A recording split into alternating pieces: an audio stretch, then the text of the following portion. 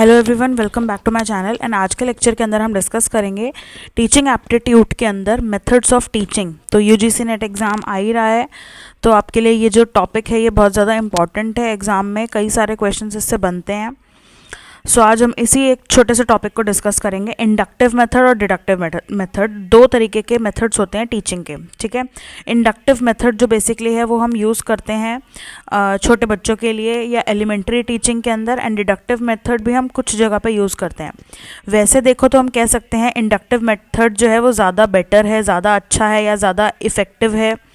And deductive method थोड़ा कम effective है, but अलग अलग जगह पे दोनों अलग अलग तरीकों या अलग अलग चीज़ों के लिए दोनों अलग अलग मेथड यूज़ होते हैं, ठीक है। ऐसा नहीं है कि एक मेथड बेकार है, एक मेथड सही है।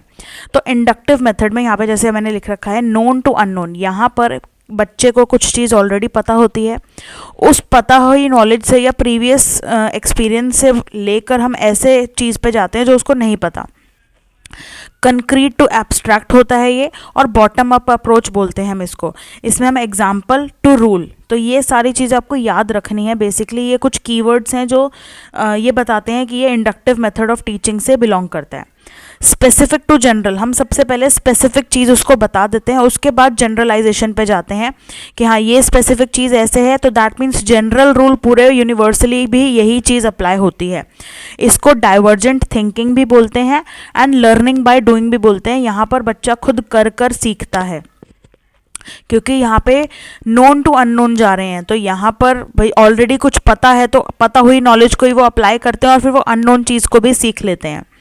जैसे यहाँ पे एग्जाम्पल के तौर पे एक सेब जो है वो पेड़ से अगर गिरता है, तो यहाँ पर एक स्पेसिफिक चीज़ हो गई कि एक चीज़ अगर ऊपर से नीचे गिरी, सेब गिरा, वो स्पेसिफिक चीज़, तो वो स्पेसिफिक आइटम ऊपर से नीचे गिरी, तो यहाँ पर क्या हो रहा है कि भाई ग्रेविटी का रूल हमने पता लगा लिया, ठीक है। अब बाकी चीज़ें तो हम उस चीज़ को, उस रूल को जनरलाइज कर रहे हैं ना। तो पहले हमने एक एग्जाम्पल दिया ऐसा और उसी को जनरलाइज कर दिया, ठीक है। स्पेसिफिक टू जनरल जा रहे हैं। यहाँ पर इसको हम ओपन एंडेड भी बोलते हैं। प्लस ये जो ये इंडक्टिव मेथड है ये ओपन एंडेड है। टाइम कंज्यूमिंग बहुत ज़्यादा है, क्योंकि इसमें पूरा भाई जो आपको पहले पता है, थोड़ा बहुत हम बेस बनाने के लिए जैसे पुरानी चीज़ें भी रिवाइज कराते हैं, तो एक तरीके से बेस बनाने में या पुरानी चीज़ उसको क्या पता है क्या नहीं पता, तो थोड़ा टाइम लग जाता है उसके अंदर। और ऑब्जर्वेशंस यहाँ पे है, ऑब्जर्वेशन से थ्योरी की तरफ हम जाते हैं। भाई पहले आपने क्या ऑब्जर्व किया आप वो बताओ, उसके बाद हम थ्योरी बताएंगे, ठीक है। इसके बाद आ जाता है हमारा डिडक्टिव मेथड ऑफ टीचिंग।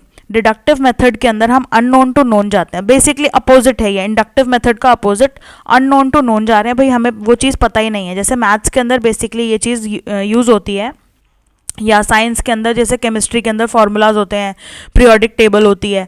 तो यहाँ पर आपको पहले पीरियोडिक टेबल या फार्मूलाज बता दिए जाते हैं, भाई क्या है फार्मूला, उसके बाद उसके टाइप के क्वेश्चंस और वो सब कराया जाता है।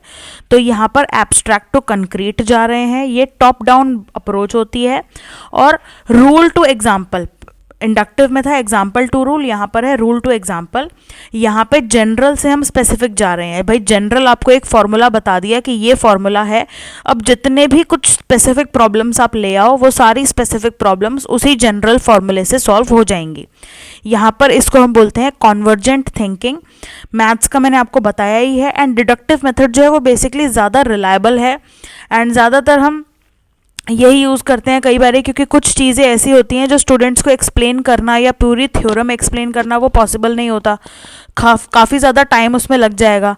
तो इसीलिए हम टाइम को बचाने के लिए, क्योंकि इंडक्टिव में भी टाइम लग रहा है, तो इसीलिए टाइम को बचाने के लिए हम यहाँ पे क्या करते हैं, एक ऐसा मेथड यूज़ करते हैं जिसमें हम सीधा फॉर्मूला बता देते हैं, ऐसे ऐसे कुछ स्टेप्स बता देते हैं, बस उसको कॉपी करना है, दैट्स इट। इसके बाद इसको हम बोलते हैं क्लोज एंडेड, एंड यहाँ पर थ्योरी से ऑब्जर्वेशंस की तरफ जाते हैं। तो ये है बेसिकली कुछ difference inductive method of teaching में and deductive method of teaching के अंदर। एंड ये सारे के सारे जितने भी कीवर्ड्स लिखे हैं ये आपको याद होने चाहिए।